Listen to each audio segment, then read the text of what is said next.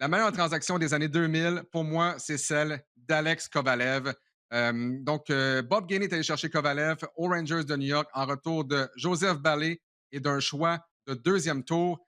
Et c'est vraiment pas cher payé. Là. C'est un vol à la limite là, pour avoir un Alex Kovalev qui a peut-être été l'attaquant, écoute, le plus divertissant des Canadiens dans cette période-là.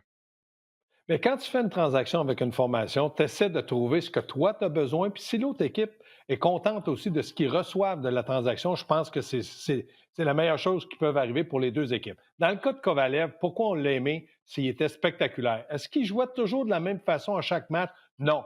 Et c'est le seul joueur du Canadien que je suis persuadé qu'il était capable de déjouer un adversaire dans une boîte téléphonique. Il était habile, il avait un bon lancer, il avait du charisme et les gens se sont beaucoup attachés à lui. Il a apporté énormément aux Canadiens de Montréal, mais je pense que dans son cas aussi, il était content d'arriver avec une organisation où les gens l'ont tellement appuyé. Écoute, Gaston, Joseph Barley a joué un grand total de 18 matchs dans la Ligue nationale de hockey, 13 avec les Rangers. Kovalev va récolter 264 points en 314 matchs. Et on en a parlé dans notre dernière capsule. C'est le dernier joueur à avoir une moyenne d'au moins un point par match pendant une saison. Pour Kovalev, ça a eu lieu en 2007-2008. En séries éliminatoires aussi, il a été très bon, 31 points en 33 matchs.